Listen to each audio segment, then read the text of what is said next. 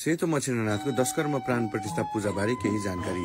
काठमाडौँ केल्टो जनबाल कनक चैत्य महाविहार अवस्थित विराजमान हुनुभएको श्री आर्यावलोकितेश्वर अमुक पास लोकेश्वर जनबादेव भन्दै चिनिने श्री सेतो मछिन्द्रनाथको पुष शुक्ल अष्टमीको दिन महास्नान गरी नवमीको दिन रङरोगन मरम्मत सम्भार पूर्णिसम्म सकाइन्छ र सोही दिन कर्णामेको प्राण प्रतिष्ठा र दशकर्म पूजा पनि हुँदछ। पुष शुक्ल पूर्णिको दिन सेतो मछिन्द्रनाथलाई नागासनमा विराजमान गराई प्राण प्रतिष्ठा गरिन्छ।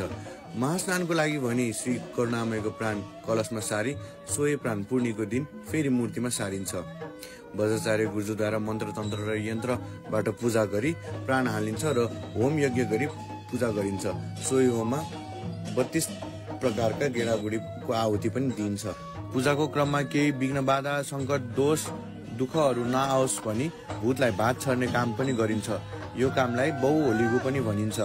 भात छर्ने क्रममा जनबाल असन महाबौद्ध वटु इन्द्र मखन हुँदै आर्मी ब्यारेकमा आन्द्र बुढी चढाई यटखा नरदेवी किलागल भेडासिंह हुँदै पुनः जनबालमा आई समाप्त गरिन्छ।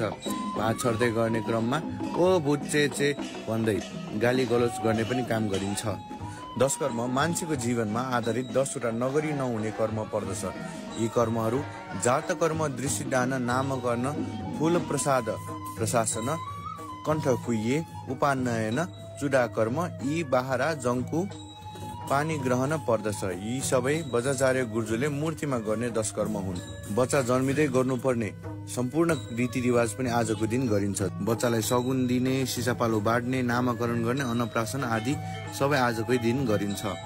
प्राण प्रतिष्ठा पञ्चसूत्र धागो पशुकाले गरिन्छ भने भगवान श्री करुणामयलाई नयाँ वस्त्र लगाई सुन चाँदी हिरा मोती जडित मटुक गरगहना लगाई 16 श्रृंगार गरी आसनमा पुनः विराजमान गराइन्छ। यो सबै क्रममा जीवन मरणको कथा, जीवन चक्रको सिक र पुरुष र स्त्री एक हुन् भनी सिक पनि पाउँदछौं।